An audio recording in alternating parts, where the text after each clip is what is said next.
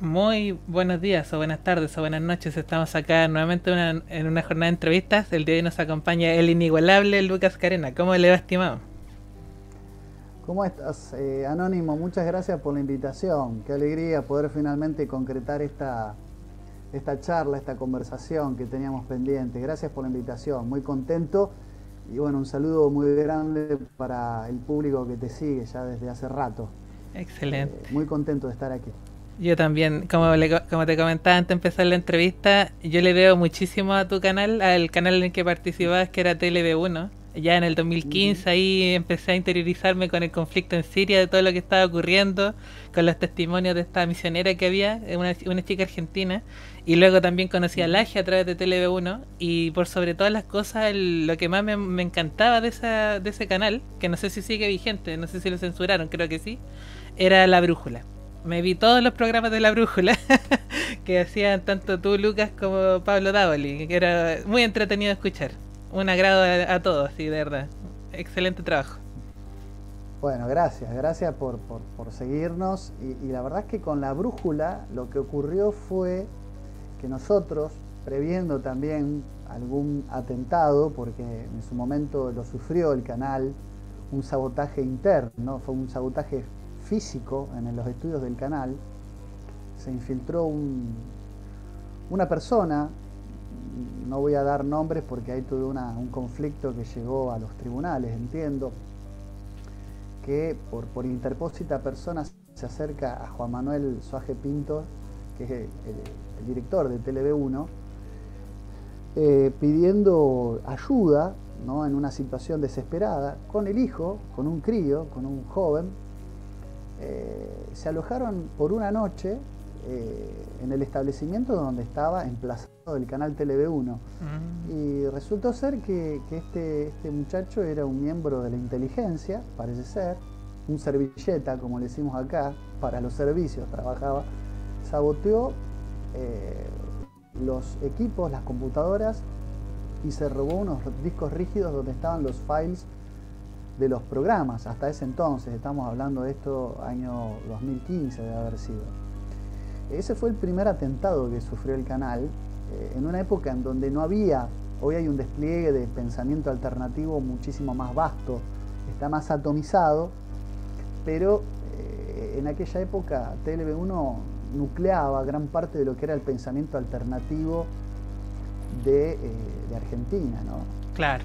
Y esas voces fueron censuradas en ese momento de esa manera. Después, y hace poco con toda esta situación, ¿no?, de la emergencia sanitaria, se borró el canal de TLB1 de YouTube, pero se sigue viendo a través de una página web del canal TLB1 donde se puede ver sin restricciones.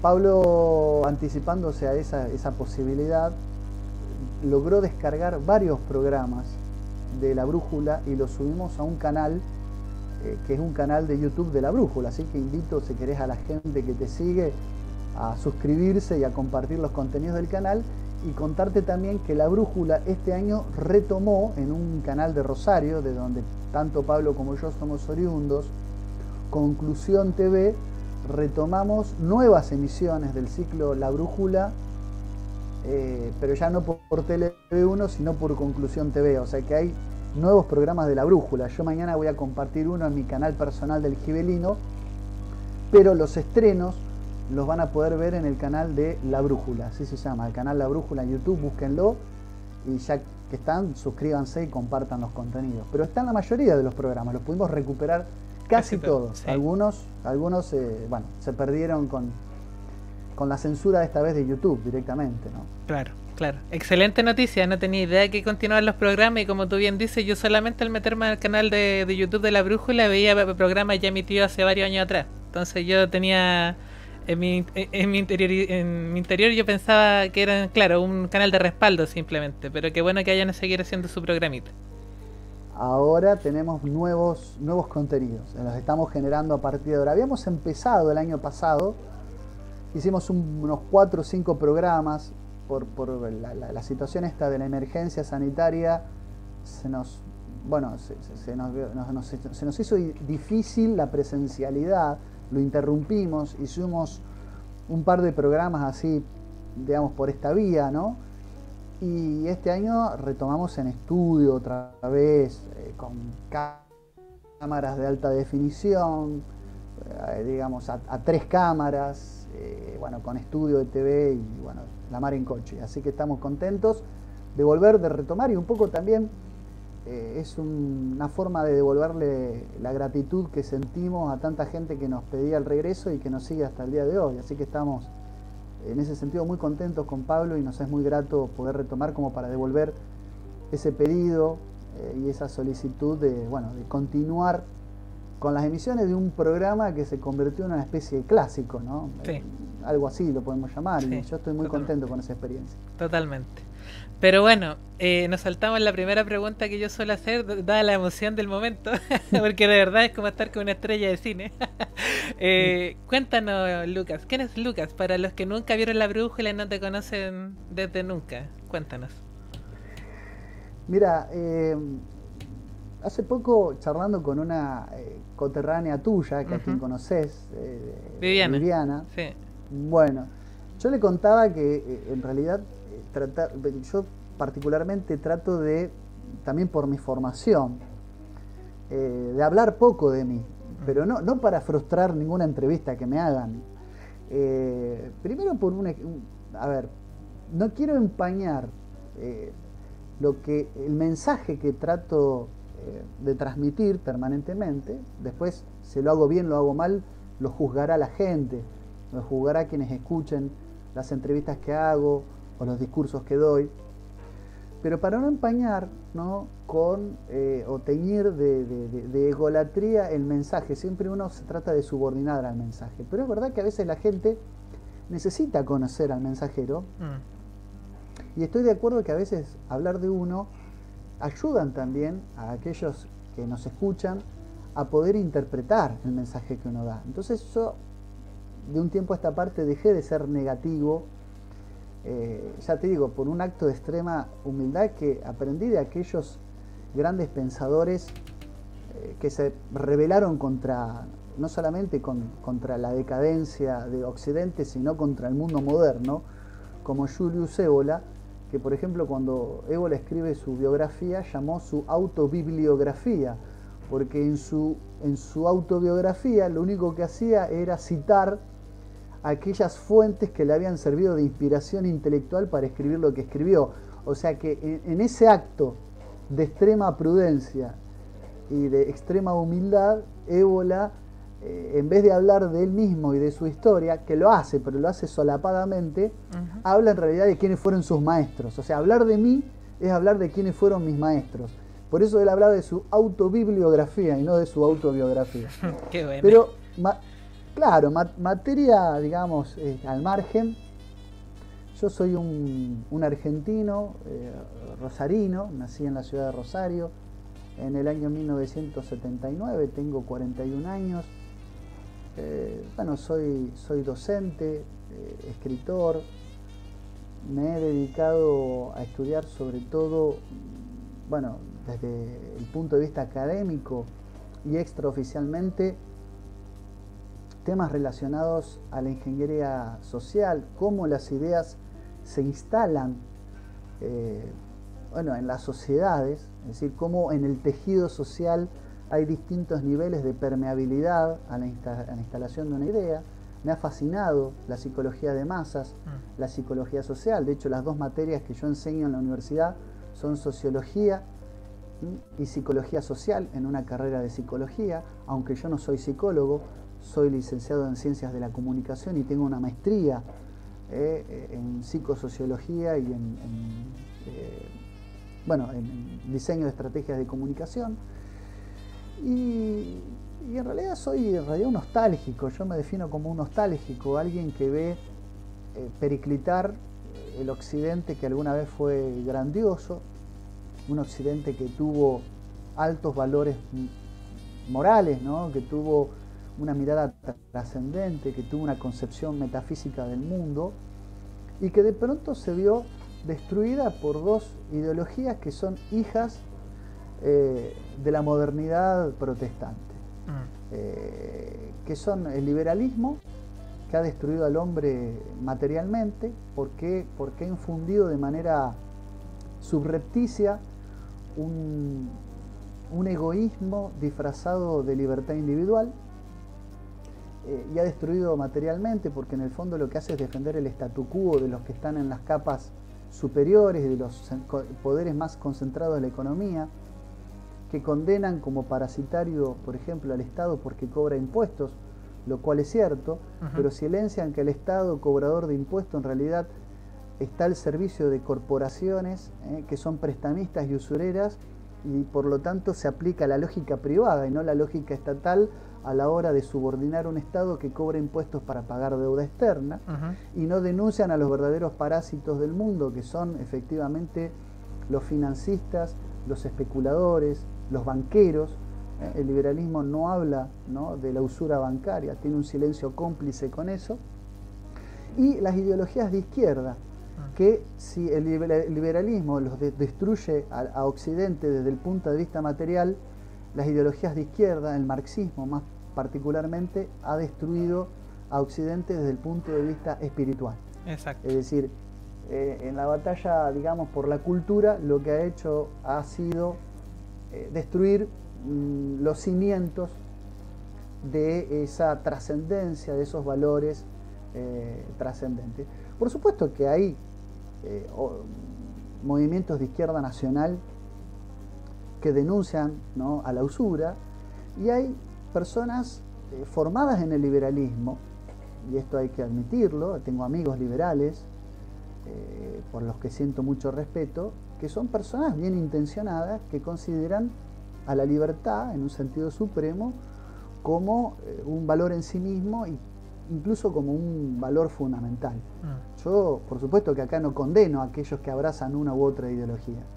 Yo particularmente me considero un nostálgico porque junto con la modernidad se han generado esas falsas disyuntivas, algunas hacia la centroderecha y otras a la centroizquierda, con experiencias de ultra, es decir, con experiencias extremistas en ambos casos, con regímenes totalitarios, y todo eso es por haber perdido el valor por lo tradicional, que viene del latín tradere, que significa transmitir de generación en generación, que significa dar algo como un regalo de generación en generación.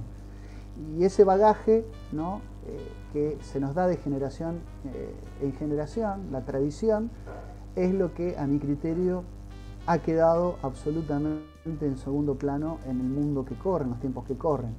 Momentos de degradación de la cultura y momentos de un periclitar de nuestras características como hombres occidentales, ¿no?, entregados al capitalismo, sobre todo el capitalismo acérrimo recalcitrante, olvidándonos de nuestros orígenes, de nuestras raíces y de nuestros rasgos identitarios. Yo soy un defensor de esa tradición, soy crítico de la modernidad, pero no por eso soy ingenuo y no creo que se pueda volver a un estado, qué sé yo, de épocas pretéritas, donde vivíamos de las vacas que ordeñábamos y criábamos detrás de nuestras casas y comíamos. Estoy cada vez más cerca de intentarlo, de vivir de hortalizas orgánicas que cultivo en el patio de mi casa y no comiendo alimentos adulterados genéticamente o transgénicos. Claro. De todos modos, no, insisto, no tengo una mirada ingenua de la cosa. Uno la denuncia, pero porque ese espíritu de tradición me obliga a tratar de eternizarme luego de mi muerte, cuando me toque la hora, a través de mi mensaje, ¿no? Uno lo que busca es trascender o buscar la inmortalidad a través del mensaje que brinda, no de prolongarse en esta existencia profana a través de la tecnología, el cientificismo y el transhumanismo, ¿no?, que es el gran desafío que tenemos que afrontar y hacia donde nos quieren impulsar, hacia donde nos quieren empujar. Totalmente. Bueno, esa introducción estuvo espectacular para ir conociendo a quién es Lucas. Y la cosa que yo siempre quise saber de ti, Lucas, era, ya tú hablas de la tradición, pero una tradición súper importante es la preservación del lenguaje, ¿cierto?, del castellano. ¿Cómo fue que tú aprendiste e interiorizaste tantas palabras del castellano para poder aplicarlas de la forma en que la aplicas, tanto tú como Pablo?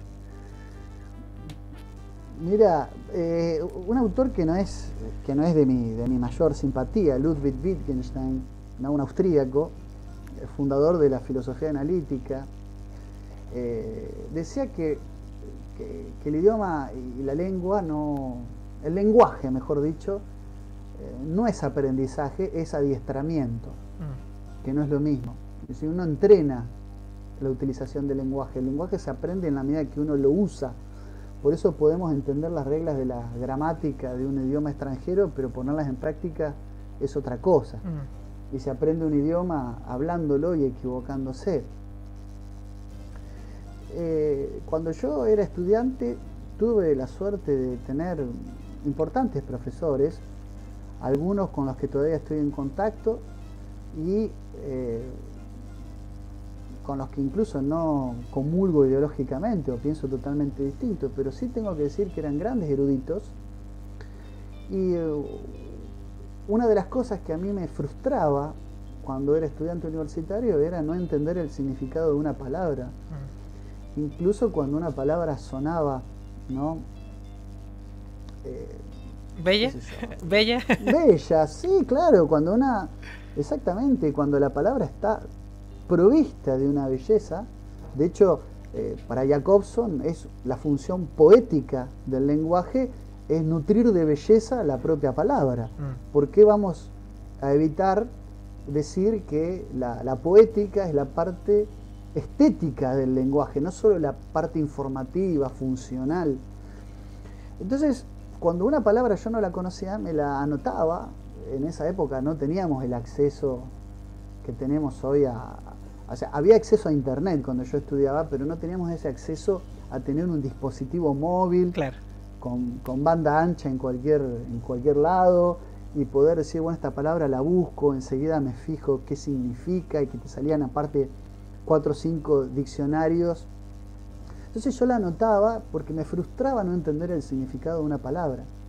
Entonces, a mí me parece que hay un criterio muy errado cuando se dice que hay que hablar para que los otros te entiendan. Es cierto que uno tiene que ayornar el lenguaje al público, al auditorio que tiene.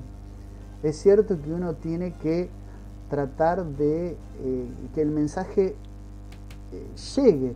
Pero si nosotros solamente nos adaptamos al destinatario de un mensaje, corremos el riesgo de igualar para abajo. Claro. Y la comunicación, y sobre todo el lenguaje bien utilizado, tiene una función normalizadora y aristocratizante. Escuchame, Anónimo, este término, aristocratizante. Nosotros podemos elevar el nivel cultural de nuestro auditorio cuando elevamos y complejizamos el nivel de las palabras. Totalmente de acuerdo. Entonces yo creo que nosotros no tenemos que entonces cuando uno incorpora una palabra, la incorpora cuando la pone en práctica. Entonces privarnos de decir eutrapelia y tener que decir divertirse sanamente, en realidad va en contra de la economía, la regla de la economía del lenguaje, claro, y va en contra de la utilización de una palabra hermosa como eutrapelia, por dar un pequeño ejemplo, ¿no? Claro. Entonces yo creo que nosotros somos la cantidad de términos que podemos utilizar, o sea, los límites, otra frase de Wittgenstein, los límites de la mente son los límites de nuestro lenguaje. En la medida en que enriquecemos el lenguaje, enriquecemos las posibilidades de nuestra mente, de dominar mundos. El lenguaje tiene una formulación performativa permanentemente de la realidad. Genera realidades, el lenguaje no solo las describe. Y por esa razón tenemos que enriquecernos adquiriendo riqueza del lenguaje. El Everest del castellano lo tuvimos con Cervantes, ¿no? Y el lenguaje tiene 290.000 palabras y nosotros en nuestro idioma, en nuestro lenguaje coloquial, diariamente, cuando saludamos al vecino, cuando sacamos la basura, cuando cocinamos, cuando hablamos con nuestros familiares, utilizamos de una lengua como la castellana, que es una lengua riquísima, la lengua de Cervantes, de Burgos, de Cantabria, que hablan 550 millones de hispanohablantes alrededor del mundo. Utilizamos apenas 350 palabras. Claro. 350 palabras. Nuestro lenguaje está subutilizado y por lo tanto nuestro cerebro también está subutilizado cuando usamos tan poco de nuestro lenguaje. Totalmente. Entonces hay que enriquecer el lenguaje y nos vamos a enriquecer nosotros. Lo que uno trata de transmitir cuando habla no es hablar en difícil o hacerse el erudito o hablar con palabras bonitas porque, bueno, quererse en una especie de torre de marfil. No, es transmitir esas palabras para que no queden en desuso, para preservarlas como hay que preservar la tradición, dentro de los cuales el lenguaje es una tradición más, y además de preservar las palabras porque las ponemos en uso, jerarquizamos, entronizamos a nuestro interlocutor porque no lo subestimamos. Si yo digo una palabra que vos no conocés, te estoy invitando a recibir el regalo de algo que te va a enriquecer. Y eso es lo que hacemos, tratamos de hacer humildemente por ahí cuando utilizamos esos términos que por ahí a alguno le puede parecer raro, distinto o algo pretérito, ¿no? Vetusto, que cayó en un estado de caducidad total. Claro. Bueno, como te decía, yo lo que más admiraba de la brújula era el uso de palabras complejas y me encantaba. Bueno, qué bueno que siga el programa para decir me encanta que hagan eso. Mira, bueno, Anónimo, me alegro. A mí me pasa, por ejemplo, que yo estudié ciencia y cuando yo trataba de explicar algo, la ciencia tiene un código, ¿cierto? También tiene una forma, una jerarquía y unas palabras específicas que no se pueden evitar. Y muchas veces yo me veía en esta disyuntiva. ¿Les explico con el término correcto o trato de explicarle usando otras palabras para tratar de explicar algo? Y yo siempre decía, no, yo prefiero usar la palabra correcta porque así la pueden buscar directamente en la fuente y saber qué es lo que estoy diciendo. Entonces, por eso comparto absolutamente tu opinión de cómo se tiene que usar el lenguaje y va de la mano también con lo que decía George Orwell, ¿cierto? Con este asunto de la neolengua, que cuando van reduciendo el número de palabras que se utilizan, la capacidad de articular ideas se va acotando. Tú haces todo lo opuesto, tratas de ampliar el espectro en el cual tú puedes pensar. Por supuesto que Anónimo 1 no busca con esto negar al auditorio o al interlocutor, al destinatario del mensaje. Por supuesto que hay algunos artilugios, algunas triquiñuelas, como lo que acabo de utilizar. Dije artilugio y triquiñuela, como la sinonimia. Antes te dije pretérito, vetusto, caduco. La sinonimia es utilizar sinónimos. A veces uno se detiene no a explicar la palabra, porque sería ramificar demasiado. Imagínate uno dando una clase, claro, y por cada palabra que dice tiene que explicar con otras palabras qué significa. Pero a veces con una mera sinonimia, de 4 sinónimos que uno tira, alguien entiende 1 o 2 y ya asocia que las palabras que no entendió se refieren a algo similar, parecido, y ya la estás explicando. Entonces yo te digo pretérito, vetusto, caduco, viejo, antiguo, arcaico. Bueno, es decir, a veces la sinonimia es una estrategia, se llama tropos, una estrategia retórica, figurativa, que permite enfatizar una idea, porque uno la dice muchas veces, pero con esos sinónimos también explica una palabra que nuestro interlocutor, nuestro destinatario, puede llegar a no entender, claro, sin detenernos a dar una definición de cada palabra que usamos, por supuesto. Entonces, no es que uno niega al que está enfrente cuando uno habla. Uno busca trasladar de la mejor manera y bueno, a mí la verdad que profesores o personas que estaban en su estado de discurso más elevado, desplegaban una serie de términos que yo tenía de 5 que no entendía, anotaba 2 o 3 y ya para mí era tarea obligada ir a hacerlo. Y a mí me enriquecía muchísimo y justamente la frustración de no comprender una palabra, me sentía tan ignorante, me sentía tan por debajo, ¿no?, de mi profesor, que me obligaba a ir a buscar el significado de esa palabra y hacía el esfuerzo para incorporarla y bueno, y todo lo que me falta aprender, ¿no? Ni hablar, hay un montón de palabras que intento, por más que intento recordarlas y ponerlas en uso, me las olvido y las tengo que ir a buscar. Tengo una especie de glosario de términos en la computadora de mi casa. Qué bueno. Pero esa frustración a mí me obligaba a superarme y ese regalo uno trata también de trasladarlo y de transmitirlo a los que están frente a uno o los que lo están escuchando a través de un medio como este, ¿no?, como internet, donde también el nivel retórico y de la palabra y en este mundo tecnologizado, multitasking, tenés muchos canales de comunicación, tenés el emoticón, el sticker, el emoji. Entonces, al bombardeo del idioma con anglicismo, ahora se suma el lenguaje inclusivo, ideologizado. Sí. Ya podemos hablar en otro tema, vengo de participar en un debate en la televisión abierta en mi país sobre ese tema. Ahora también está el tema de que el lenguaje compite con un montón de recursos que antes no teníamos, de poner dibujitos, caritas, bueno, una pléyade, ¿no?, abrumadora, apabullante de recursos para comunicar, donde cada vez tenemos menos riqueza lingüística y el lenguaje se ameseta, y junto con ello te puedo asegurar nuestra mente, nuestra capacidad de pensar y razonar. Claro, esa es una, o sea, el lenguaje es uno, pero otra cosa que están haciendo es bombardear con exceso de información.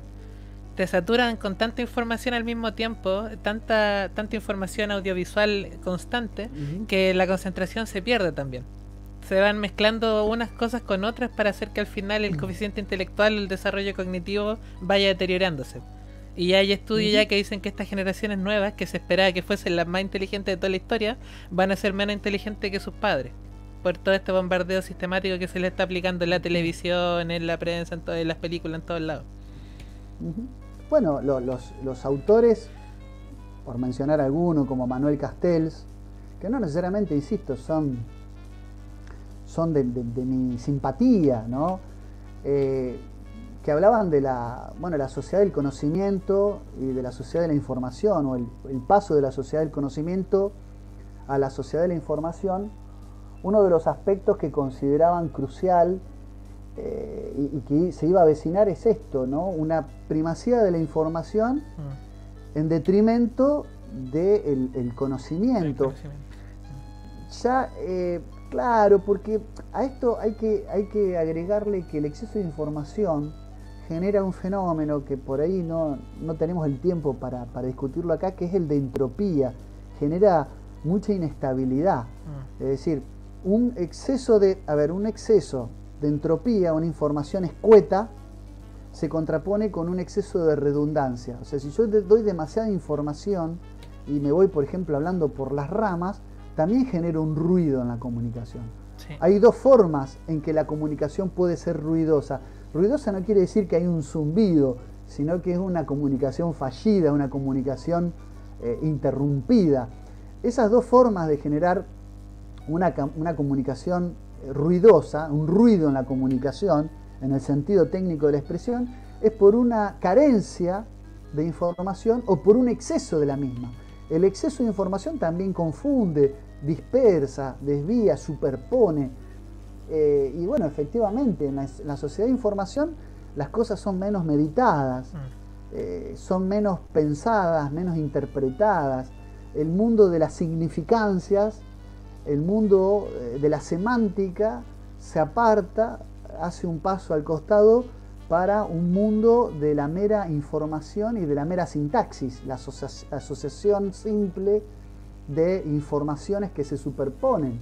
Eso tiene que ver mucho con la era de Internet. Vos fijate, Anónimo, que cuando nosotros, por lo menos mi generación, no la tuya, estudiamos en la universidad, teníamos que ir a la biblioteca y navegábamos por las estanterías de los libros, y vos te encontrabas con un universo que distinguía entre temas: filosofía, historia, literatura, ciencias. Y ahora vos en un buscador ponés una palabra y un algoritmo no busca por significancias, no busca por semántica, por el contenido de sentido que tiene esa palabra, sino por asociaciones algorítmicas de ruta de búsqueda que son en el fondo sintácticas. Claro. Entonces vos pones Vivaldi y te puede aparecer en esa búsqueda un compositor barroco, ¿no? Italiano, compositor de las 4 estaciones, célebremente conocido por componer las 4 estaciones, o te puede salir el nombre de una cantina, de un comedor, de un restaurante que se llama de igual modo, ¿me entendés? En la ruta de búsqueda, que no tienen absolutamente nada que ver una cosa con la otra. Claro. Entonces, hoy, en el mundo de la virtualidad, en el mundo de las tecnologías de información y comunicación, hay una predominancia sin lugar a dudas de ese tipo de cosas, ¿no? De la primacía de la información, que es una forma también de distraer, es una forma también, por eso también las juventudes de hoy tienen a veces dificultades, así como tienen una capacidad para entender la interfaz digital. Yo veo que mis alumnos tienen un dominio, tocan la pantalla, buscan papá y abren 4 o 5 ventanas al mismo tiempo, cosa que yo me veo, claro, incapacitado de hacer. O yo por ahí copio un pizarrón y le digo, y veo que están todos con el teléfono y parece que no me están prestando atención. Y le digo, pero chicos, ¿ustedes están copiando esto? Sí, profesor, y hacen y sacan una foto del pizarrón. O sea, claro. Y a mí me descoloca, porque en menos de un segundo hicieron lo que yo tardé 15 minutos en escribir. Claro. Y claro, yo hubiera copiado todo a mano, como un estúpido, ¿no? Porque la verdad es que ellos sacan una foto y lo miran después. Y algún alumno que estoy a punto de apercibirlo o de llamarle la atención porque mira el teléfono, yo nombré un autor y en realidad lo que estaba era buscando el nombre del autor para saber quién era, y a veces me tira algún dato biográfico que a mí se me escapa. Y en realidad están compartiendo conmigo, pero ellos tienen la capacidad de minimizar ventanas como si fuera un sistema operativo y pensar en varias cosas al mismo tiempo. Eso es una ventaja comparativa, que nosotros somos mucho más estructurados, monotemáticos, abordamos un tema, termina ese tema y empezamos otro. Los jóvenes de hoy tienen la capacidad de apreciar varias cosas, ver una serie mientras hacen una tarea y al mismo tiempo leen un libro. Ahora, como desventaja, tienen menores niveles de concentración. Exacto. Se dispersan con facilidad, les cuesta la lectura de textos extensos, se aburren con facilidad, no están familiarizados a veces con el rigor documental de las cosas. Es decir, la fuente fácil del Google, por ejemplo, hace que la información quede dejerarquizada. Claro. Entonces se busca algo y no tiene la capacidad de verificar si la fuente es válida, si la fuente es una autoridad en la materia o es un blog de un NN que no sabe lo que está diciendo, que no está chequeado, o tienen dificultades para evitar algo que hoy sigue siendo un delito, que es el plagio. Claro. La propiedad intelectual de los documentos hoy tiene una regulación y incurren en un acto de piratería porque citan algo sin nombrar al autor. ¿Viste? Hay una serie de problemas que se genera con las nuevas juventudes universitarias, también producto de esta nueva interfaz audiovisual de la que vos hablabas, que también se replica en nuestra mente. Por eso digo, nuestra mente es reflejo de esa vorágine, de esa vertiginosidad informativa, pero al mismo tiempo es víctima de esa vertiginosidad informativa. Y bueno, hay que convivir con eso, pero digamos, sin condenar lo nuevo, preservar algunas virtudes que tenía la vieja usanza. Claro. Leer libros de principio a fin. Claro. Nosotros ya somos de una generación que estábamos acostumbrados a la fotocopia. Claro. Mi padre se enojaba, decía, ¿cómo te van a dar la fotocopia de un capítulo de un libro? Cada libro es una idea. Cada libro es una idea. Y hay que interpretarla como tal. Y a mí eso me quedó grabado. Cada libro es una idea. Entonces, obviamente uno no tiene tiempo para leer todo, sobre todos los temas, pero aquellos temas donde uno quiere profundizar, tiene que dejar el capitulito, el recorte, el fragmento, buscar al autor, interiorizarse y leer el libro entero, desde el prólogo hasta el epílogo. Totalmente. Bueno, sí, vos te me adelantaste, justo iba a mencionar eso, que las personas, claro, tienen este acceso fácil al conocimiento, pero es como, por ejemplo, cuando tú tienes una herida en la mano o tienes un hinchazón y tú buscas en Google, a ver, moretón, hinchazón, usted tiene cáncer.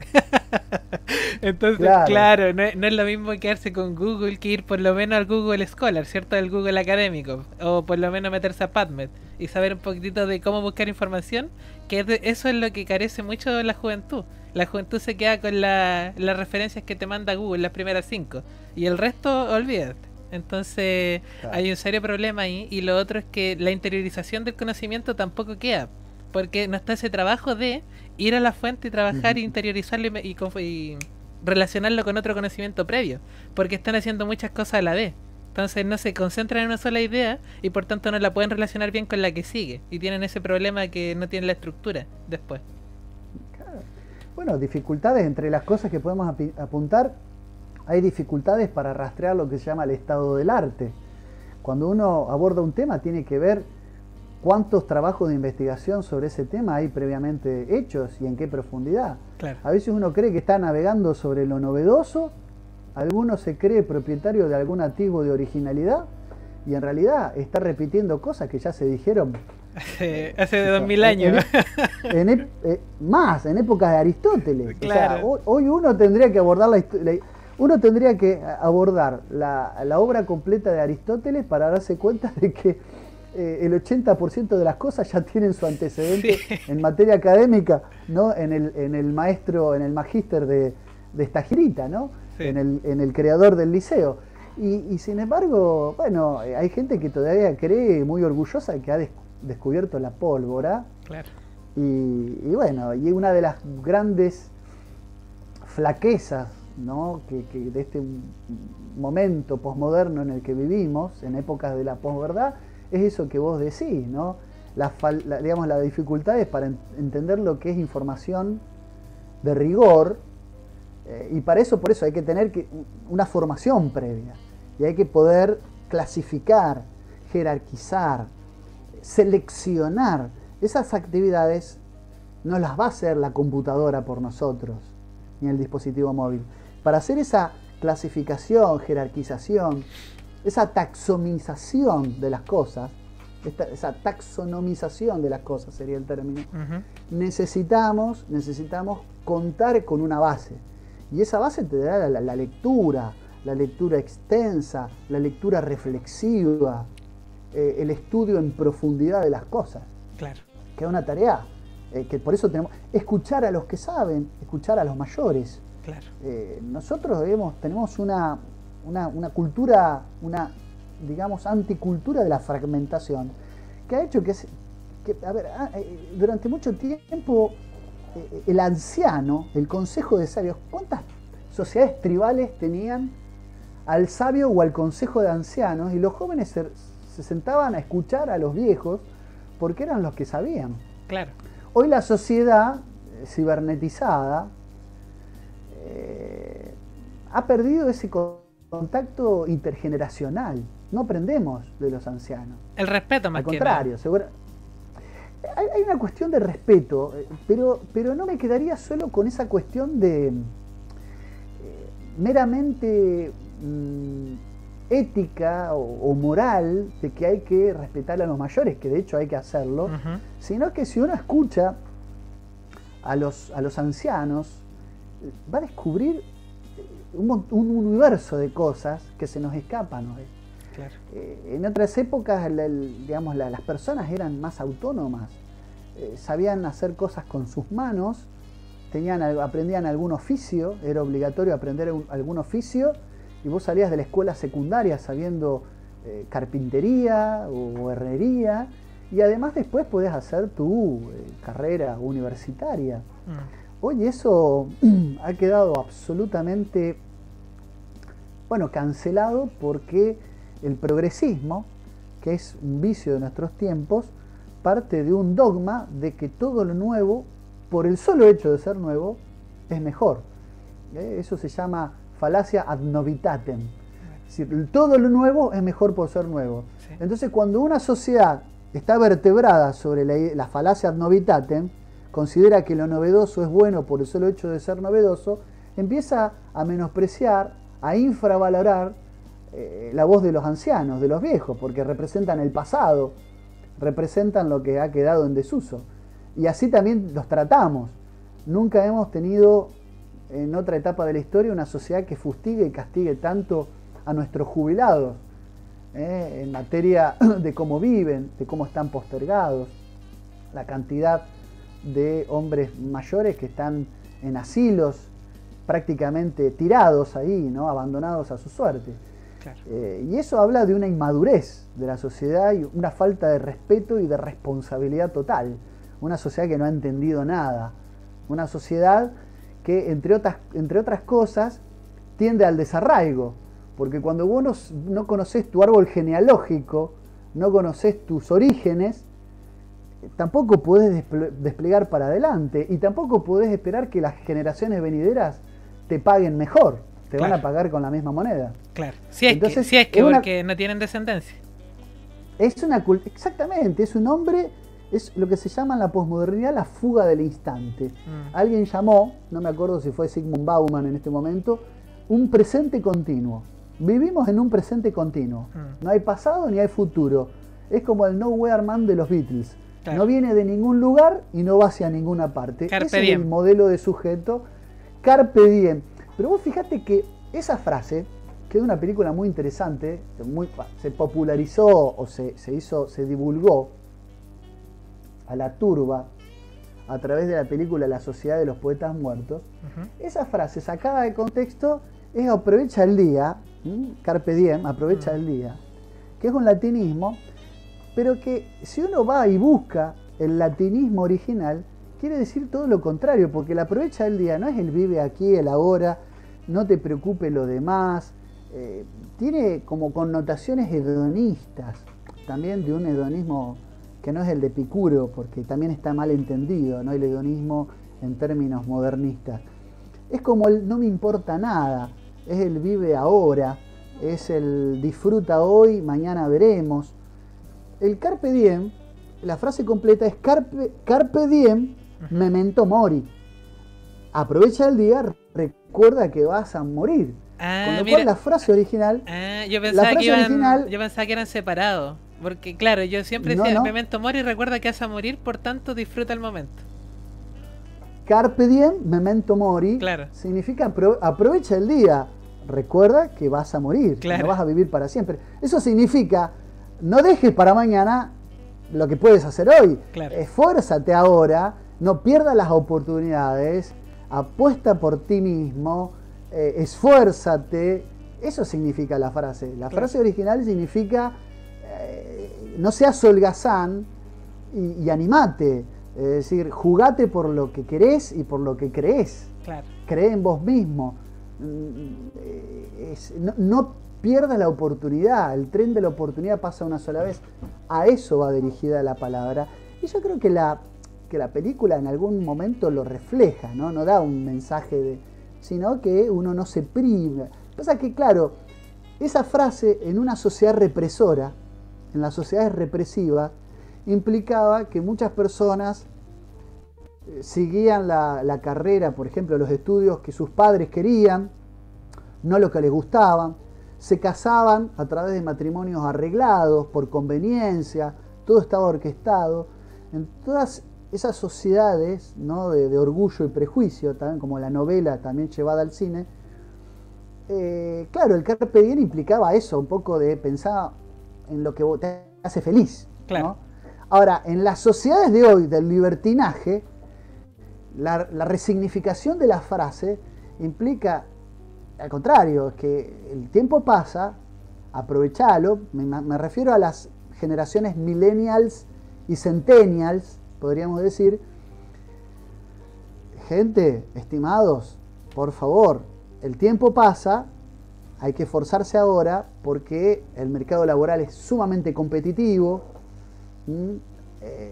hay pocos lugares y hay que ocuparlos y no podemos depender, hoy que vivimos en una sociedad donde también está inoculado el síndrome de Peter Pan, donde las personas viven, qué sé yo, con sus padres hasta los 40 años, ¿no? Y no se emancipan, también en una sociedad que no lo facilita. Claro.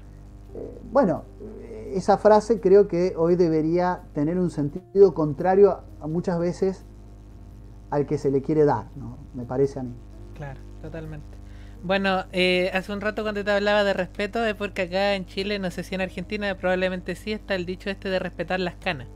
de entender que hay que respetar la sabiduría que viene acompañada de la edad. Entonces eso es lo que se ha ido perdiendo en pos de un síndrome que, no sé si es un síndrome, pero este asunto del... Sí, síndrome de Dunning-Kruger, que es creer que sabes más de lo que realmente sabes simplemente porque tiene acceso a un conocimiento superficial de la cosa, que es lo que se da actualmente con esto de las redes sociales. O sea, uno busca en Google y cree que sabe más que un médico, porque Google se lo dice.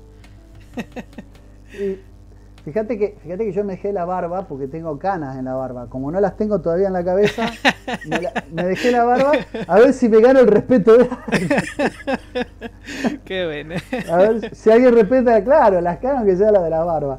Pero a propósito de lo de Dunning-Kruger, que efectivamente son dos científicos que hicieron un test.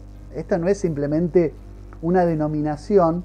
Un test donde hicieron pasar a muchas personas y encontraron que una de las características de la ineptitud, las personas más ineptas tienden a sobrevalorar su capacidad. Claro. Mientras que las personas que al contrario eran más capaces y menos ineptas, tenían una tendencia razonable, pero prudente, a infravalorar su capacidad. Es decir, que las personas que más saben son conscientes de su ignorancia.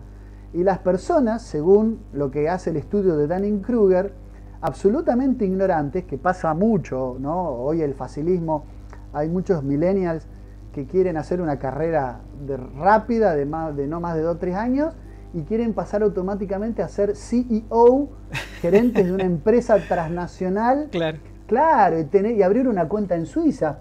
Es decir, no son conscientes de todo el trayecto que hay que hacer para llegar a ciertos puestos jerárquicos dentro de la pirámide organizativa de una sociedad. Claro. Y no son conscientes y van muy, arrogantes, muy soberbios, con pecho inflado, con su título recién adquirido en la universidad y creen que se llevan el mundo por delante. Y en realidad uno empieza a aprender cuando está, graduado y se encuentra con un universo absolutamente distinto y ajeno al que la universidad te puede proveer, te puede facilitar. Entonces sí, es muy pertinente lo que decís vos. Claro. Y en ese momento cuando empiezan a reclamar por cupo reservado. Tal cual, ahí aparecen cupos de todos lados porque nadie alcanza nada por mérito.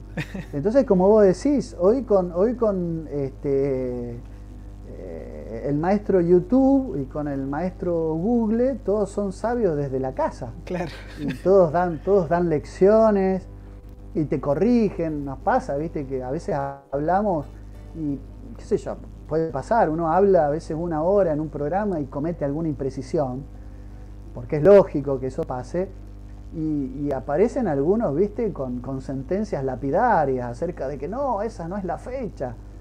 Y bueno, sí, está bien, yo desde mi casa con 2 o 3 pantallas de buscadores abiertos, ¿sí? También me considero una enciclopedia viva. El tema es retener esa información, poder, insisto, interpretarla adecuadamente, saber ponerla en contexto, que no se trata simplemente en memorizar fechas y datos, se trata en saber reflexionar de manera aguda, claro, de manera medulosa sobre los temas y poder dar, reflexiones, insisto, con profundidad. Vivimos en una sociedad donde hay mucho Dunning-Kruger, sin lugar a dudas. Hay mucho sonso dando vuelta que cree que descubrió, insisto, la pólvora. Claro. Que cree que... Adrián Salvucci estudia todos estos temas acerca del nuevo orden mundial y demás desde la década del 70. Y hay gente que se enteró de estas cosas hace 2 días y le quiere dar clase. Claro. A mí me da una vergüenza ajena, me da un pudor ajeno cuando los escucho y dicen, no, porque se equivoca. Primero, más respeto, porque cuando Adrián Salvucci se fue a los archivos del Council on Foreign Relations, al CFR, a estudiar cómo funcionaba el Consejo de Relaciones Exteriores de Estados Unidos, que había que ir, meterse en la biblioteca, fotocopió en esa época ahí, se infiltró. No es como ahora que vos buscás, tipeás una palabrita CFR, ¿qué es? Y mañana salís a ponerte tu canalcito de YouTube y sos un tipo re jodido, transgresor, antisistema. Claro, no es así, no es así como funciona. Tenés que tener respeto por los que hicieron camino al andar y que te permiten hoy entender que hay una realidad absolutamente distinta y distorsionada por la prensa hegemónica, pero que hoy se plasma y se materializa en un montón de documentos que hicieron personas como Horacio Richardelli con los protocolos de la corona británica, El cerebro del mundo de Adrián Salvucci, libros de Fuste, bueno, ni hablar en materia de revisionismo histórico. Claro. Pero bueno, para eso hay que hacer un trayecto, un recorrido y pagar un derecho de piso, hacer una colimba, como le llamábamos acá al servicio militar. Y hoy veo que muchas generaciones, con el diario del lunes, analizan la realidad como si se la supieran todas. Claro. Y les falta realmente mucho. Claro. A mí me falta realmente mucho, no se me ocurriría a mí compararme con ninguna de estas personas que yo te acabo de nombrar, ¿no? Igual es exceso de humildad, porque tanto tú como Pablo saben bastante. Pero lo que engloba todo lo que hemos estado conversando en todo este rato es: solo sé que nada sé, ni de eso estoy seguro. Es una frase bastante vieja, ¿cierto? Y de Sócrates, Sí. que se aplica totalmente en la actualidad, po. En cualquier rama que uno estudie, ciencia, filosofía, lo que sea, economía, siempre uno llega al punto en el que se da cuenta que sabe muy poco en relación a todo lo que existe. Sí, sí. Sí. Yo creo que dos frases de la Grecia clásica resumen lo que estamos conversando en este momento anónimo. Una, bueno, yo solo sé que no sé nada, ¿no? Esa frase, célebre frase socrática que se le atribuye, ¿no? a Sócrates a partir de quienes fueron sus intérpretes, claro. Entre ellos Platón y Jenofonte, que son realmente quienes difundieron las ideas socráticas. Para muchos también quienes la tergiversaron un poco, pero ese incomprendido de la época, ¿no? Al que se lo obliga a tomar la cicuta, nos arroja esto: solo sé que no sé nada, que es la primera de la sabiduría. Y después también, una frase también muy importante, que estaba incluso en el pórtico de entrada, en la base del monte Parnaso, que estaba en el centro de Grecia, donde se encontraba el oráculo de Delfos, que decía: conócete a ti mismo. Tenía la frase: conócete a ti mismo. Entonces, conócete a ti mismo y solo sé que no sé nada son las dos frases, me parece a mí, más adecuadas para interpretar de manera certera el mundo que nos rodea. Exacto. Que no es un gesto de falsa modestia o de exceso de modestia sobreactuada. Es en todo caso un acto de virtud, de puesta en práctica de la virtud platónica de la prudencia, de la virtud cardinal de la prudencia, y también un reflejo que materializa un acto comprometido de realismo. Hay que juzgar la realidad primero conociéndose a sí mismo y sabiendo que la historia es magistra vitae, ¿no? Es decir, la historia nos enseña todo el tiempo y la realidad es algo sumamente complejo de la que tenemos que nutrirnos permanentemente. Nunca creemos que llegamos al conocimiento. Es como el mito de los nivelungos. Los nivelungos eran estos enanos de los bosques de la Germania, de los bosques belzungos, que buscaban un tesoro, y ese tesoro, en la medida que lo buscaban y no lo encontraban, ese tesoro se hacía cada vez más grande. Claro. Era un tesoro en la mitología germánica que en la medida en que vos lo buscás se agiganta. Cuanto más buscás ese tesoro, pero no lo encontrás, más grande se hace. Entonces más te impulsa a seguir buscándolo. Ese tesoro es el conocimiento. Claro. Si te pones a pensarlo, sí. Ese tesoro que cuanto más lo buscás se hace más grande porque no lo encontrás y nunca lo llegás a abordar, ese tesoro es el conocimiento. Y en mi mente se me acercó la imagen de Dios, la verdad. Todo el rato pensé en eso, sí. Bueno, la verdad, sí, claro, sí, desde luego.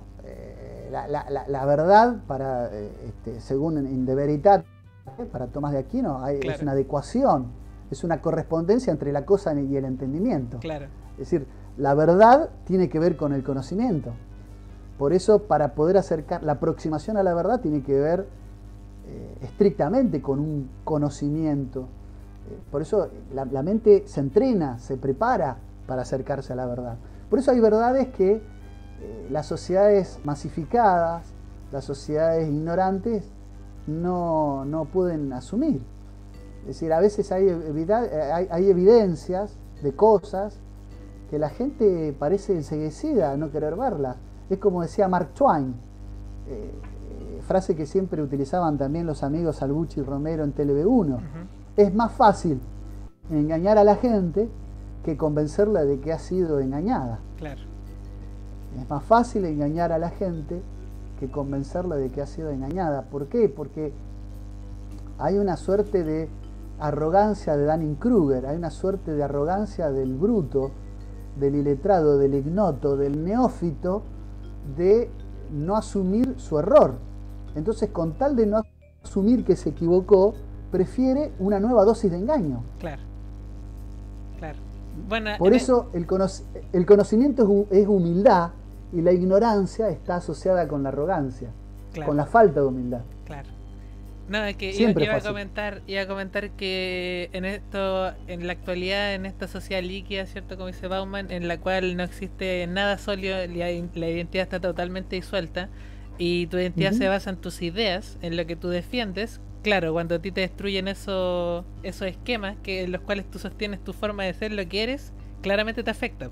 Y también por eso esta gente, el progresista, siempre trata de quitar del grupo a aquel que no está de acuerdo a lo que él entiende que tiene que hacer el grupo. No falta el falso, tú eres falso homosexual porque eres un homosexual de derecha. Tú eres una falsa mujer porque era una alienada porque era una mujer de derecha. Tú, por ejemplo, eres un falso indígena, etcétera. Hay ejemplos sobran. Eres un hombre no racializado, como le decía Biden a los negros que votaban por Trump. Entonces, claro, ellos erigen toda su identidad en torno a estas mentiras que se autocuentan para mantener este esquema mental segurito en un mismo lugar. Es que el progresismo, lo que pasa es que el progresismo es una zona de confort mental. Claro. Es una zona de confort mental. Es decir, en el fondo el progresismo, sobre pretexto de buscar lo novedoso, niega el pensamiento crítico. Claro. El pensamiento crítico. Entonces no acepta que el público, digamos, como el progresismo supone que defiende una posición vulnerable, ya sea la mujer sometida, el indígena colonizado, ¿no? el negro víctima del racismo, en Estados Unidos, por ejemplo,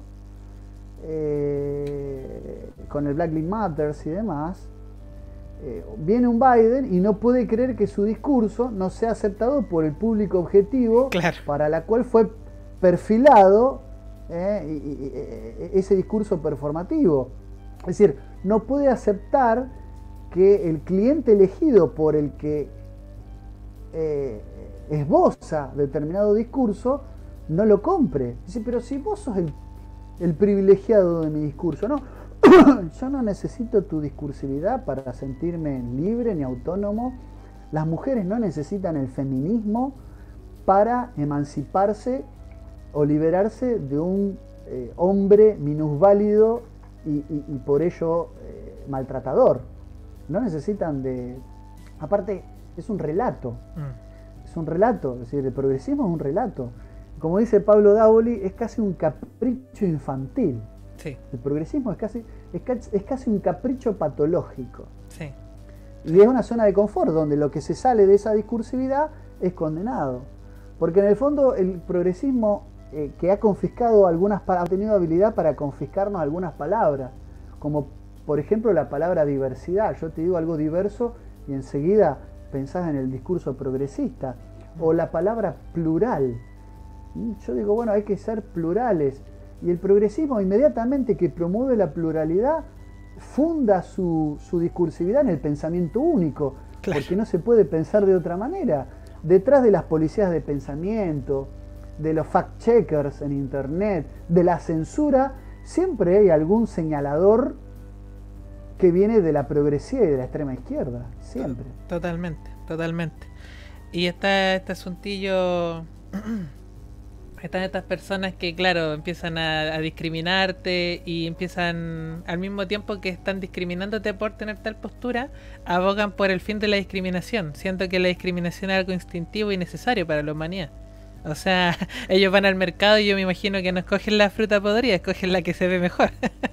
Pero claro, una cosa tan básica que no hizo evolucionar como especie, no, ellos la utilizan a su antojo porque son sumamente discriminadores, sobre todo con aquellos que no siguen su fe pagana o atea o anticristiana, como le quieran decir, y de forma talibana. ¿Para qué vamos a andar con cosas?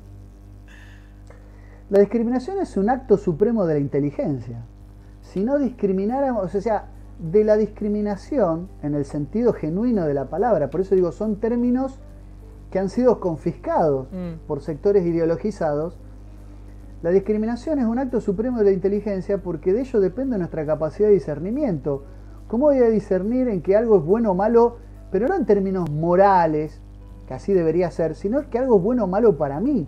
Si yo no puedo discriminar cuestiones básicas, porque la parte periférica de las cosas, la parte periférica de las cosas se discrimina, la parte sustancial y metafísica se discierne. O sea, es un acto todavía más profundo. Pero si no puedo lo primero, no puedo lo segundo. ¿Cómo voy a discernir si no puedo distinguir y no puedo discriminar? Discriminar es un acto de depuración. Claro. Es decir, es limpiar a veces una idea discriminando las cosas que la ensucian o que la embarran, en el sentido de que le quitan transparencia.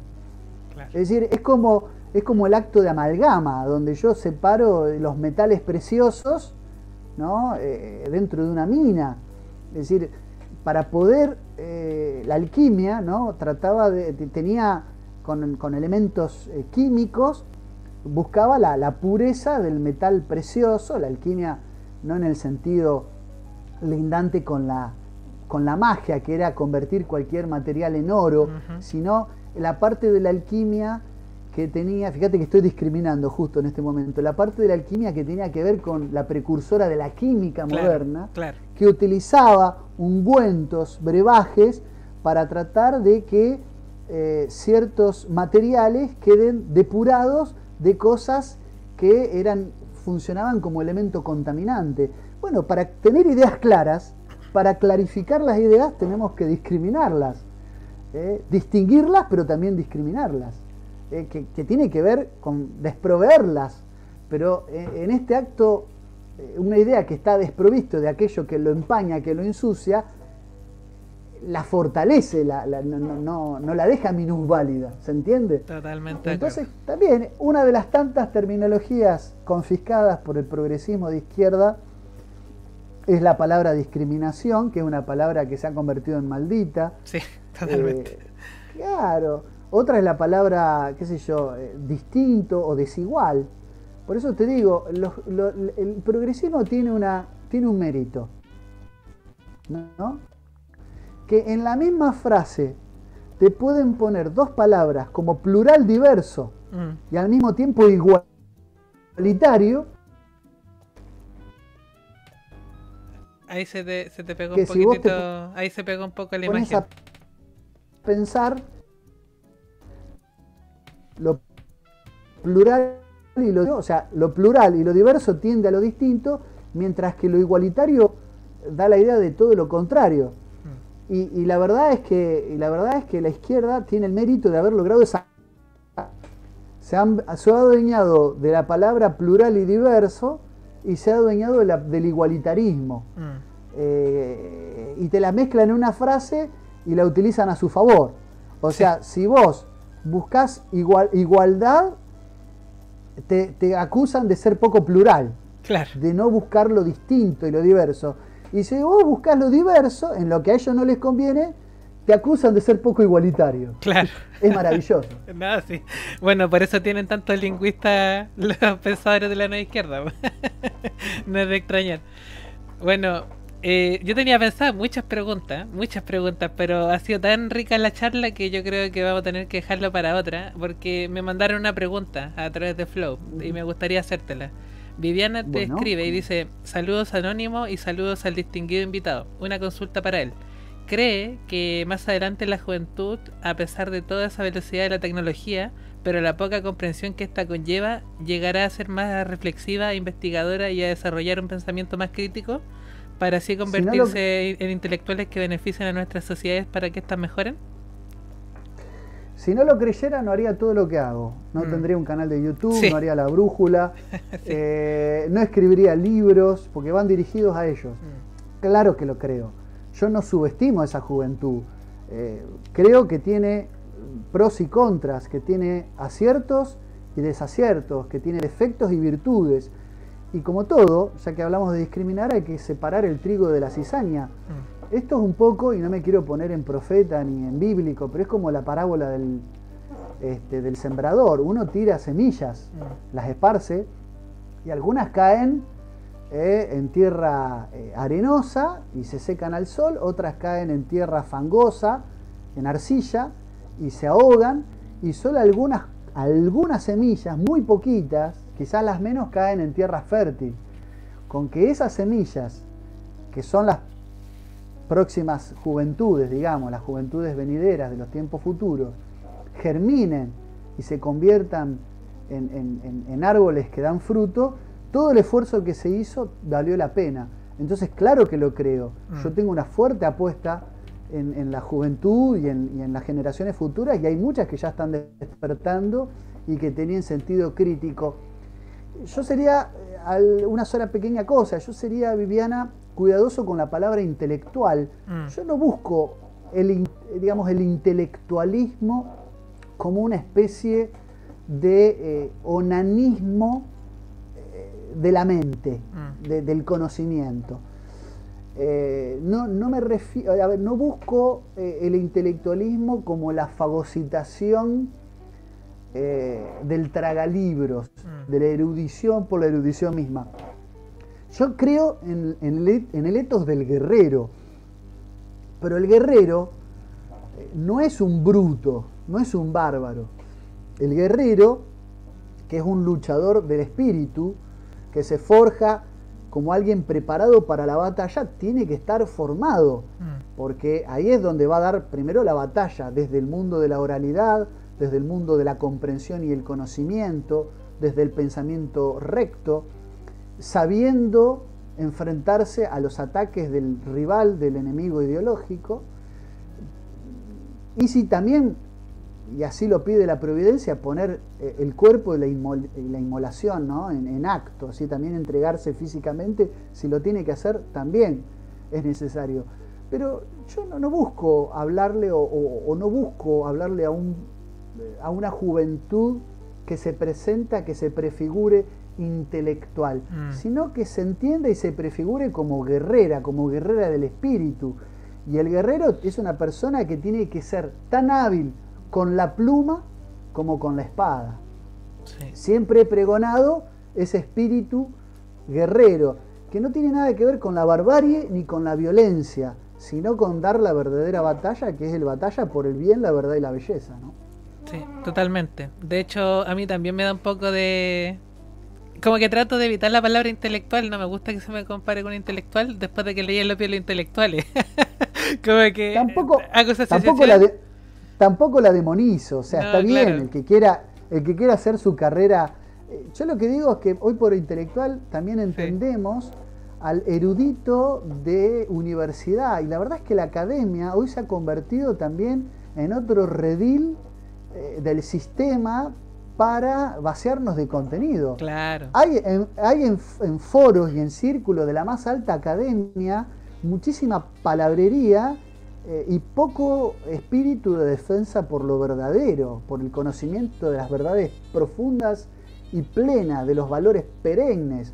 Hay mucha palabrería, mucha fagocitación, mucha condecoración, mucho galardón, estrella de acá, galardón de allá, premio al ensayo, escribir en la revista con referato, mucho refinamiento, mucho autobombo y autohalago, pero poco compromiso con la defensa de la verdad, de nuestra identidad, de nuestra patria, de nuestro sentido, de nuestros ancianos y de nuestros jóvenes, de nuestros pueblos.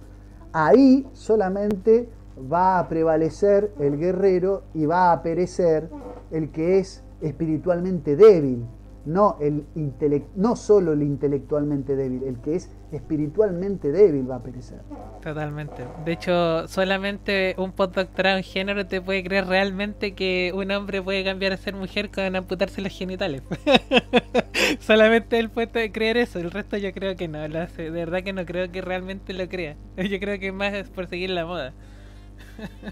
Bueno, por eso digo es un relato, por eso el progresismo es un relato, ¿no? Sí. Y es un relato de autoconvencimiento. Es Claro. lo que se ha dado a llamar la mentira organizada. Claro, la cámara Una de eco. mentira, claro, que el que la pronuncia se cree su propia mentira. Entonces, yo lo que digo es que las universidades y los centros donde abunda el academicismo se han convertido un poco como el flautista de Hamelin, por lo tanto no seamos ratas. Sí, buena analogía, sí. Tengamos autodeterminación, ¿no? Sí. En ese sentido. Y esa mira, mis más importantes, yo tengo 20 años de vida académica, tengo estudios universitarios, estudios de grado, de posgrado, he pasado por centros de investigación, he estado en el CEFILE, en el Centro de Estudios de Filosofía del Lenguaje de la Universidad de Humanidades. He estado también digamos, haciendo pasantías en el CONICET, en centros de investigación. He participado de proyectos de investigación en la universidad. Fomento la investigación y la divulgación. He escrito ensayos académicos en revista con referato internacional, en el Anuario de Comunicación de la Universidad Nacional de Rosario, Facultad de Ciencias de la Comunicación y de Ciencias Políticas. Y yo apoyo la actividad académica, pero mis principales maestros han sido todos autodidactas. Todos mis maestros, los que más me han abierto los ojos, no tienen estudios universitarios completos. Son personas que se han formado de manera autodidacta y son los que realmente a mí me generaron un cambio de perspectiva en el caleidoscopio a través del cual veo la realidad. Y bueno, y eso a mí me hizo reflexionar, me hizo conocerme a mí mismo, como estábamos hablando. Claro. Bueno, eso es generalizado, yo creo. Muchas de estas personas que empiezan a ver un poquitito más cómo funciona la realidad es porque salen de su zona de confort, del área que manejan. En mi caso era la biología molecular, y empiezo a meterme un poquitito en lo que es política, historia y todo ese asunto. Entonces, claro, se amplía el horizonte al ir escuchando a otras personas más sabias que uno. Mira, justamente Anónimo, vos que venís de esas ciencias de rigor, que hoy son justamente las más menospreciadas por el relato, bueno, tienen que empezar, yo creo que el gran desafío para personas como vos que están en ese campo de investigación es empezar a meterse en la batalla por las ideas, porque si no se genera un hermetismo donde tu voz es autorizada para, no sé, analizar una micropartícula, una biopartícula, pero no para decir, no, la verdad es que es imposible desde la genética, desde la embriología, desde la biología en sentido amplio, que un hombre que se amputa los genitales sea constitutiva y genéticamente una... Sí. Ese hombre nunca va a menstruar por más que se corte los genitales. Mira, lo he hecho desde que tengo el canal, que vengo impulsando ese mensaje. ya llevo más de 3 años diciendo eso sagradamente. Bueno, por eso es necesario que ustedes empiecen a hacer ese trabajo. Hay un libro de Sokal que se llama Imposturas Intelectuales. Es Sokal con otro autor, ahora no me acuerdo el otro autor, es en coautoría, que se llama Imposturas Intelectuales, y desenmascaran a un montón de estos autores posmodernos que adornan con palabras bonitas, que hablan pero que en realidad utilizan el lenguaje de la ciencia para decir ideas absolutamente, para transmitir ideas absolutamente pseudocientíficas, entre los cuales el primero de la lista es Jacques Lacan. Pero es interesante cómo desenmascaran toda una retórica que tiene los oropeles, oropele significa falso oro, justamente que está revestida, ¿no?, de academicismo y de palabras rebuscadas, pero que no dicen absolutamente nada desde el punto de vista científico. Y yo creo que hoy hoy cuando se habla de los intelectuales que están modificando el mundo a través del cambio del lenguaje, de los cambios culturales, bueno, yo creo que desde desde la biología o de la biología molecular, se pueden hacer muchos aportes siempre que se animen a incursionar en ese tipo de batallas. Si no, se van a quedar en la observación y en la descripción de fenómenos, sí, lo cual es importante, pero no alcanza. Claro, no alcanza. Claro, sí, es una crítica que varias veces hice cuando empecé a hacer el canal, de que en el mundo doctorado y postdoctorado de la biología molecular al final estudian la proteína. Estudian la proteína, bueno, que está en la célula, que hace la función en determinado momento, y que con eso van a salvar a la humanidad. Bueno, en resumen, eso. Bueno, por eso somos más felices como humanidad, por eso. Por eso digo, o por supuesto que en el caso tuyo, que tenés tu canal, indudablemente que ese paso ya lo has dado. Ojalá sea motivo de imitación para muchos otros que, bueno, en tu campo del saber o asociado a él, hagan lo mismo. Así que yo te felicito y bueno, cuando quieras hacemos otra charla y bueno, retomamos algunos de estos temas o profundizamos algunos de estos temas o también abordamos otros, yo con gusto. El gusto sería todo mío, de verdad un honor haber estado charlando contigo y sería para mí un agrado contar contigo en el futuro próximo. El honor es mío, Anónimo, y cuando quieras volvemos a comunicarnos. Muchas gracias, Luca, y muchas gracias a la gente que aportó con chat y flow y que estuvo viendo el directo. Espero que el directo les haya gustado y nos vemos la próxima. Cuídense mucho. Chao, chao.